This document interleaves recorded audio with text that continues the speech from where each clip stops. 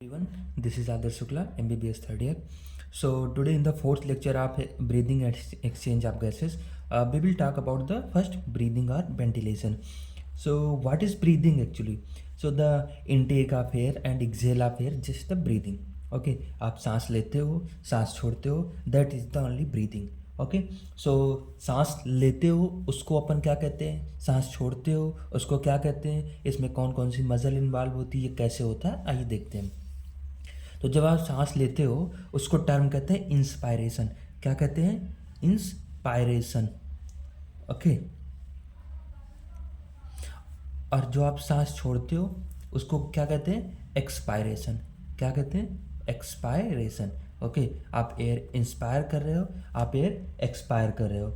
Okay, very good. सो अब इसके बारे में देखते हैं, दोनों के बारे में देखते हैं। अपन दोनों ऐसे डिफरेंस करके देखते चलेंगे ना अपोजिट साइड में, ताकि अपने को हमेशा क्लियर रहे कि क्या होता है। ऐसा रटने की जरूरत कभी नहीं पड़ेगी, ऐसे दोनों अपन देखते चलेंगे ना कि दोनों में क्या क्या डिफरेंस है, क्या क्या नहीं है, तो उससे अपने को आसानी से याद हो जाएगा। ओके, सबसे पहले बात करते हैं कि कैसी प्रोसेस है। ये एनर्जी कंज्यूमिंग प्रोसेस है, मतलब ये एक्टिव प्रोसेस है। मतलब हम जब भी इंस्पायर करते हैं एयर को तो हमको एनर्जी खर्च करनी पड़ती है। ठीक है, हमारी मसल्स वर्क करती हैं, हमको काफ़ी एनर्जी खर्च करनी पड़ती है। तो इंस्पायरेशन अपनी क्या है? Active process. वहीं जो एक्सपायरेशन है वो अपनी क्या है? पैसिव प्रोसेस है।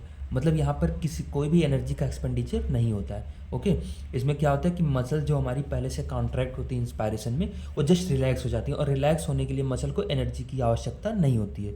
Okay, so there is no need of energy in the expiration, so it's totally passive process. उसके बाद देखते हैं दोनों के टाइमिंग कितना आता है, लगभग लगभग। ठीक है, तो इंस्पायरेशन का टाइम लगभग लगभग 2 सेकंड आता है। 2 सेकंड तक ये चलता है इंस्पायरेशन, अगर आप अच्छे से कर रहे हो इंस्पायर। और जो ये एक्सपायरेशन है ये 3 सेकंड के लिए होता है। ठीक है, ये आप एक्सपायर अगर अच्छे से करो 3 सेकंड के लिए होता है। और आपने एक चीज़ और देखा होगा कि जब आप इंस्पायर करते हो तो उसके बाद एक समय के बाद आप थोड़ा सा रुक जाते हो, उसके बाद एक्सपायरेशन स्टार्ट होता है। आपके सिलेबस में है नहीं ज़्यादा, इसलिए मैं इसके बारे में पढ़ाऊँगा नहीं। आप जब कॉलेज में पहुँचोगे तो फिजियोलॉजी में आपको ये देखने को मिलेगा ना। तो उसमें जब अपन देखते हैं कि जब आप सांस लेते हो तो 2 सेकंड के लिए जो आपका इंस्पायरेशन होता है वो तो होता है, फिर अचानक से आपकी सांस रुकती है, और फिर आपका धीरे धीरे एक्सपायरेशन होता है। और एक्सपायरेशन 3 सेकंड के लिए होता है, और जब सारी आपका एक्सपायरेशन हो जाता है उसके तुरंत बाद फिर धीरे धीरे धीरे आपका इंस्पायरेशन शुरू हो जाता है ना। उसका ग्राफ कुछ ऐसे बनाते हैं अपन। ऐसा सपोज करो अपने यहाँ आगे, अब यहाँ से ऐसे इंस्पायरेशन हुआ ऐसे, फिर अचानक से सिजेशन होता है इंस्पायरेशन का, फिर ऐसे एक्सपायरेशन चलता है। ओके, ऐसे फिर यहीं से ऐसे इंस्पायरेशन होता है, फिर ऐसे सिजेशन होता है, फिर एक्सपायरेशन शुरू होता है ना ऐसे। तो ये 2 सेकंड का हो गया, 3 सेकंड का हो गया, 2 सेकंड का, 3 सेकंड का। ये तुम जब आगे जाओगे तो फिर कॉलेज में पढ़ोगे, अभी इसकी ज़रूरत कोई नहीं है। ठीक है, उसके बाद आते हैं कि इसमें कौन सी मसल कॉन्ट्रैक्ट होती है, कौन सी रिलैक्स होती है। तो ऐसे नॉर्मल जो हम इंस्पायर करते हैं, ऐसे जो बैठ के आराम से लेटे हो जब इंस्पायर करते हो तो 2 मसल काम करती हैं। कौन सी? एक होती है एक्स्ट्रा इंटरकोस्टल मसल। कौन सी? Extra intercostal muscles. और दूसरी कौन सी होती है तुम्हारी? डायाफ्राम। ओके, दूसरी कौन सी थी? डायफ्राम। डायफ्राम को हम प्राइमरी रेस्पिरेटरी मसल भी कहते हैं। क्या कहते हैं? Primary respiratory muscle. तो ये क्या होता है? ये दोनों मसल कॉन्ट्रैक्ट करती हैं। क्या करती हैं? कॉन्ट्रैक्ट करती हैं। और मसल जब हमें पता है कि कॉन्ट्रैक्ट करेंगी तो फिर उनमें एनर्जी लगेगी। ओके, उसके बाद आते हैं एक्सपायरेशन में। तो एक्सपायरेशन में यही दोनों मसल रिलैक्स करती हैं। क्या करती हैं? रिलैक्स करती हैं। तो रिलैक्स करने में अपन को कोई भी एनर्जी का एक्सपेंडिचर नहीं होता है। Very good. उसके बाद आते हैं थोरेसिक वॉल्यूम पर क्या असर पड़ता है। किस पर? थोरेसिक वॉल्यूम पर क्या असर पड़ता है। तो देखो, अपनी एक्स्ट्रा, मैंने पिछले लेक्चर में आपको बताया भी था इसके बारे में, एक्स्ट्रा इंटरकोस्टल मसल और डायफ्राम के बारे में। डायफ्राम नीचे जाता है अपना, तो डायफ्राम अगर नीचे जाएगा तो सुपीरियर इंफीरियर एक्सिस में, ठीक है, अपना थोरेसिक वॉल्यूम बढ़ेगा सुपीरियर इंफीरियर एक्सिस में। और जो EICM है, एक्सटर्नल इंटरकोस्टल मसल, जो अपनी एक्सटर्नल इंटरकोस्टल मसल है, ये ऊपर की तरफ जाती है। ऊपर की तरफ जाएगी तो फिर अपना क्या होगा कि एंटीरियो पोस्टीरियर एक्सिस में अपना वॉल्यूम बढ़ेगा। तो थोरेसिक वॉल्यूम यहाँ पर क्या होता है कि बढ़ता है, इंक्रीजेज। ओके, यहीं पर यहाँ पर रिलैक्स होती है तो डायफ्राम ऊपर की तरफ आता है, एक्सटर्नल इंटरकोस्टल मसल नीचे की तरफ आती है। तो इस पर क्या होता है कि ये थोरेसिक वॉल्यूम यहाँ पर डिक्रीज करता है। ओके, उसके बाद बात करते हैं अपन प्रेशर इन द लंग। और प्रेशर इन द लंग से पहले अपन बात करते हैं पल्मोनरी वॉल्यूम की। किसकी? पल्मोनरी वॉल्यूम की। तो देखो, हमें पता है ना कि जब थोरेसिक वॉल्यूम बढ़ेगा क्या होगा? थोरेसिक वॉल्यूम जब बढ़ेगा तो फिर क्या होगा कि अपने लंग्स को ज़्यादा मौका मिलेगा डायलेट होने का। डायलेट होने से मतलब है कि वो ज़्यादा बाहर की तरफ एक्सपैंड हो सकेगा। तो अगर थोरेसिक वॉल्यूम बढ़ेगा तो पल्मोनरी वॉल्यूम भी बढ़ेगा। ठीक है, तो यहाँ पर भी अगर थोरेसिक वॉल्यूम कम होगा तो लंग्स को प्रेशराइज करेगा, तो लंग्स फिर और अंदर की तरफ जाएगा, तो यहाँ पर थोरेसिक वॉल्यूम क्या होगा, कम होगा। ओके, अब सॉरी पल्मोनरी वॉल्यूम। और अगर पल्मोनरी वॉल्यूम बढ़ घट रहा है तो इसका मतलब और क्या है कि लंग्स के अंदर की प्रेशर क्या होगी। हमें पता है ना पी बी बराबर एन आर टी, जो अपने आइडियल गैस इक्वेशन पढ़ी थी, तो उसमें वो क्या था, चार्ल्स इक्वेशन थी ना, इसकी इसमें P is directly P is universally proportional to V। Okay, तो उसमें क्या होता है कि अगर प्रेशर बढ़ेगा तो वॉल्यूम कम होगा, या अगर वॉल्यूम बढ़ेगा तो प्रेशर कम होगा। तो यहाँ पर क्या हो रहा है कि वॉल्यूम बढ़ रहा है, चाहे थोरेसिक वॉल्यूम हो चाहे पल्मोनरी वॉल्यूम हो। तो अगर वॉल्यूम बढ़ रहा है तो फिर प्रेशर क्या कम होगा, तो क्या होगा, पल्मोनरी प्रेशर क्या होगा, कम होगा यहाँ पर। ठीक है, डिक्रीज करेगा। और यहाँ पर पल्मोनरी प्रेशर क्या होगा, इंक्रीज करेगा। अब पल्मोनरी प्रेशर और एटमॉस्फेरिक प्रेशर में आपको थोड़ा सा वो बिठाना है ना कि देखो लंग्स के अंदर कौन सा प्रेशर लग रहा है, पल्मोनरी प्रेशर। बाहर एटमॉस्फेयर में कौन सा प्रेशर है, एटमॉस्फेरिक प्रेशर। तो हवा अंदर कब जाएगी, अपन ने पता ना कि एयर चलती है high pressure to low pressure. तो अगर बाहर प्रेशर ज़्यादा है और अंदर की तरफ प्रेशर कम है तो फिर हवा कहाँ से कहाँ को जाएगी, बाहर से अंदर की तरफ। एटमॉस्फेयर में अगर प्रेशर ज़्यादा है, लंग्स में अगर प्रेशर कम है, तो हवा कहाँ से कहाँ को जाएगी, एटमॉस्फेयर से लंग्स में। ओके, सो देखो अपन का क्या हुआ कि पल्मोनरी वॉल्यूम डिक्रीज करा, एटमॉस्फेरिक प्रेशर से भी नीचे गिरता है ये। ओके, तो एटमॉस्फेरिक प्रेशर से अगर नीचे गिरा तो फिर यहाँ पर क्या होगा, इसको लिख लेते हैं अपन का कि जो इंट्रा पल्मोनरी प्रेशर है, इंट्रा पल्मोनरी प्रेशर मतलब पल्मोनरी लंग्स के अंदर का जो प्रेशर है वो डिक्रीज करता है, किससे, एटमॉस्फेरिक प्रेशर से। ओके, डिक्रीज करता है एटमॉस्फेरिक प्रेशर से। तो इससे क्या होगा, air moves in. Okay, airs moves in, very good. ठीक है, into the air moves into the lung, ऐसे लिखो। ठीक है, फिर यहाँ पर क्या बात करते हैं, यहाँ पर देखो प्रेशर इंक्रीज करता है, तो जाहिर सी बात है अगर प्रेशर इंक्रीज करेगा तो इंट्रापल्मोनरी प्रेशर बढ़ जाएगा, किससे, एटमॉस्फेरिक प्रेशर से। और अगर प्रेशर अंदर का बढ़ गया बाहर की अपेक्षा, यही मेन कारण होता है जो हमारा एक्सपायरेशन होता है कि अंदर का हमारा प्रेशर बढ़ जाता है, बाहर का प्रेशर हमारा कम है, तो फिर एयर जनरली बाहर चली जाती है, सिंपल से, कोई परेशानी नहीं होती है। तो फिर इससे क्या होगा कि air moves out, air moves out. Okay, very good.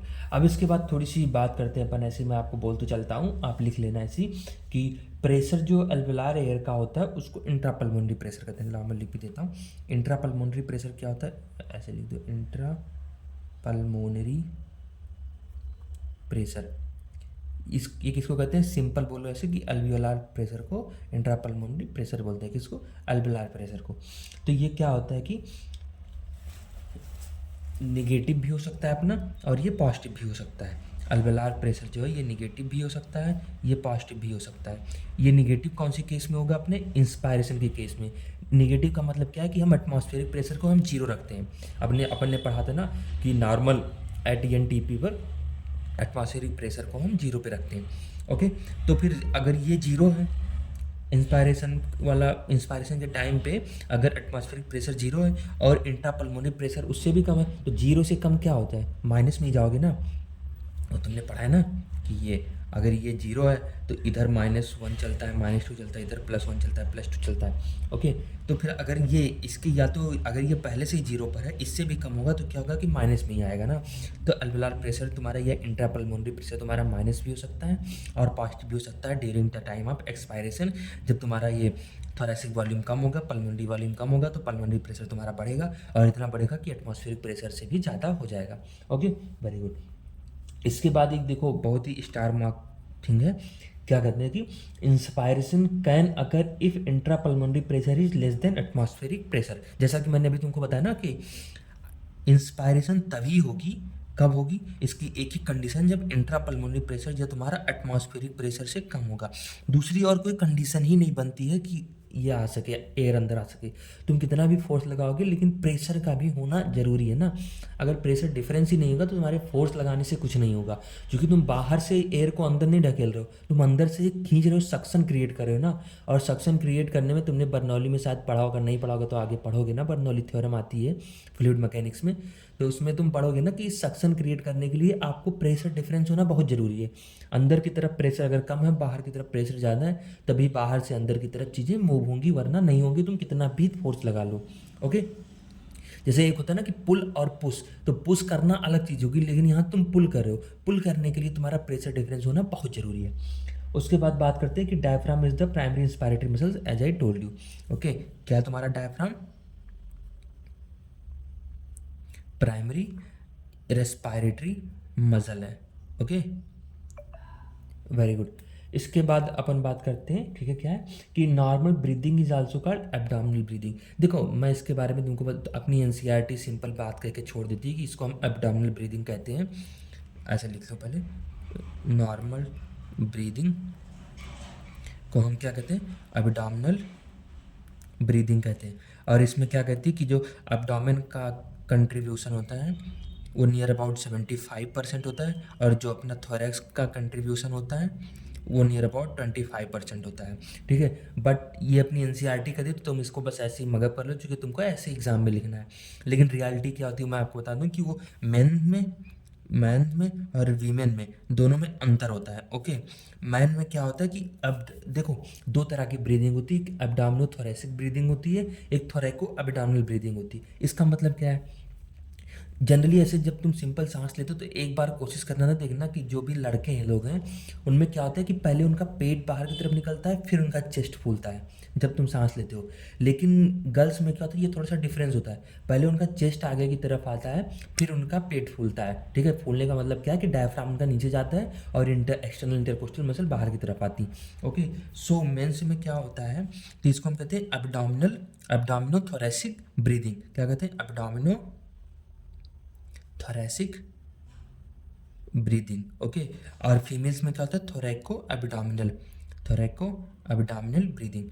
ठीक है, बट ये अपनी एनसीईआरटी में नहीं, इसलिए बहुत ज़्यादा नहीं, बस एज तुम्हारी जानकारी के लिए मैंने बता दिया ना कि आगे तुम घर जब कॉलेज में पहुंचोगे तब इसके बारे में अच्छे से पढ़ोगे। तो अभी ये जान लो, तुम इसको छोड़ दो, इसका कोई मतलब नहीं तुम्हारे लिए सिर्फ ये मतलब है कि नॉर्मल ब्रीदिंग को हम एब्डोमिनल ब्रीदिंग कहते हैं। क्यों? क्योंकि एब्डोमिनल मतलब एब्डोमेन का उसमें कंट्रीब्यूशन 75% होता है, और थोरैक्स का कंट्रीब्यूशन उसमें 25% होता है। Okay, very good. इसके बाद एक चीज़ और मैं आपको बताता हूँ कि जो मैमल्स होते हैं उनमें निगेटिव प्रेशर होता है ब्रीदिंग के लिए, और वही जो मैंने बताया ना कि वही जो सक्शन प्रेशर की बात होती है, ठीक है, वही उनका मेन मैकेनिज्म होता है ब्रीदिंग के लिए, कि अंदर जो तुम्हारा प्रेशर कम हुआ, बाहर तुम्हारा प्रेशर हाई हुआ। ठीक है, तो एज अ प्रेशर वो डिफरेंस क्रिएट होता है, तो वही एक प्रेशर पंप का काम करता है, तो जिससे पॉजिटिव प्रेशर की बाहर जो पॉजिटिव प्रेशर है, अंदर जो निगेटिव प्रेशर है, तो बाहर से एयर अंदर को आती है। Okay, very good. एक चीज़ और है कि we can increase the strength of inspiration. Okay, what we can do? We can increase the strength of inspiration by using the other respiratory muscles that are called as the secondary respiratory muscles. Okay, क्या कहते हैं उसको? Secondary respiratory muscles कहते हैं। उसमें कौन कौन सी आती हैं अपनी? जैसे इंटरनल इंटरकोस्टल मसल हो गया, या अपनी एब्डोमिनल मसल्स हो गई, जैसे तुम्हारी रेक्टस फेमोरिस वगैरह हो गई मसल्स, ये तुम खैर आगे आकर के not femoris sorry, rectus abdominis muscles वगैरह हो गई, ये सब आगे आकर के पढ़ोगे, इसकी भी जरूरत नहीं है। तो फिर ऐसे समझो ना कि जैसे इंटरनल इंटरकोस्टल मसल होगी, अपनी एब्डोमिनल मसल्स हो गई, कुछ मसल्स अपनी थोरैक्स के ऊपर होती हैं, उनका भी यूज होता है। तो ये सारी मसल्स मिला करके तुम एक्स्ट्रा एयर, जैसे होता है ना कि कभी कभी जब तुम थक के आते हो दौड़ के, बहुत तेज़ी तेज़ी सांसें ले रहे हो, बहुत ज़्यादा सांसें ले रहे हो, तो उसमें क्या होता है कि तुम एक्स्ट्रा एफर्ट डाल रहे हो सांस लेने के लिए, तुम ज़्यादा एयर अंदर ले रहे हो, तो ज़्यादा लेने के लिए तुमको ज़्यादा मेहनत भी करनी पड़ेगी, उसमें ज़्यादा मसल्स का इन्वॉल्वमेंट भी होगा, ज़्यादा एटीपी भी खर्च होगी। ओके, सो इसको कहते हैं कि we can increase the strength of inspiration and expiration with the help of additional muscles, जिसमें कौन कौन सी आती है तुम्हारी?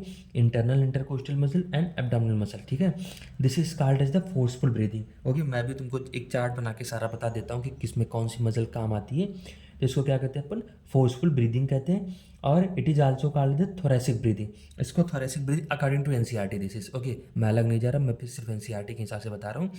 थोरेसिक ब्रीदिंग, जैसे एब्डोमिनल ब्रीदिंग नॉर्मल ब्रीदिंग को कहते थे, थोरेसिक ब्रीदिंग किसको कहते हैं? जो आप फोर्सफुल ब्रीदिंग करते हो ना, उसको कहते हैं थोरेसिक ब्रीदिंग। ऐसा कहते हैं ये लोग कि जो तुम्हारा थोरैक्स है, ठीक है, क्योंकि इंटरनल इंटरकोस्टल मसल्स वगैरह का यूज होता है, तो इसलिए थोरैक्स का उसमें ज़्यादा यूज होता है, थोरैक्स ज़्यादा एक्सपेंड करता है। इस चक्कर में ऐसा कहते हैं कि थोरेसिक ब्रीदिंग जो है फोर्सफुल ब्रीदिंग को कहते हैं, ठीक है। ये क्यों हुई? कि तुम्हारा ये IICM मतलब इंटरनल इंटरकोस्टल मसल प्लस तुम्हारी जो एब्डोमिनल मसल्स हैं उनका सबका यूज करके, ठीक है, तुम फोर्सफुल ब्रीदिंग भी कर सकते हो। Okay, very good. उसके बाद एक चीज़ और कहते हैं ना कि forceful expiration is an active, हाँ ये चीज़, हाँ सॉरी मैं बता रहा हूँ तुमको। देखो अपन ने क्या पढ़ा, नॉर्मल इंस्पायरेशन नॉर्मल एक्सपायरेशन, जो अपन ने यहाँ पढ़ा था, ठीक है, ये नॉर्मल है। तो नॉर्मल इंस्पायरेशन एक्टिव प्रोसेस है, नॉर्मल एक्सपायरेशन पैसिव प्रोसेस है। Very good. Forceful inspiration active process है, फोर्सफुल एक्सपायरेशन क्या है? वो भी एक्टिव प्रोसेस है। इसको समझो। जैसे क्या होता है कि यहाँ पर नॉर्मल हमने क्या किया कि हमने हमारी एक्सटर्नल इंटरकोस्टल मसल और डायफ्राम ड्यूरिंग इंस्पायरेशन कॉन्ट्रैक्ट करी थी, लेकिन एक्सपायरेशन के टाइम पे बस यही मसल से रिलैक्स करी, इससे ज़्यादा कुछ भी नहीं। क्या हुआ कि यही इसी मसल से रिलैक्स करी है, इससे ज़्यादा कुछ नहीं। लेकिन जब हम फोर्सफुल की बात करते हैं, ध्यान से सुनना इस बात को, ठीक है, जब हम फोर्सफुल इंस्पायरेशन की बात करते हैं तो वहाँ पर जो हमारी इंटरनल इंटरकोस्टल मसल होती है और एब्डोमिनल मसल होती है वो रिलैक्स करती है। क्या करती है? रिलैक्स करती है। बहुत इंपॉर्टेंट चीज़ है ये, ध्यान से सुनना। जो तुम्हारी इंटरनल इंटरकोस्टल मसल होगी, इंटरनल इंटरकोस्टल मसल होगी तुम्हारी, प्लस एब्डोमिनल मसल होगी, ये तुम्हारी रिलैक्स करती है, ठीक है। कब करती है? जब तुम्हारा ये फोर्सफुल इंस्पायरेशन होता है।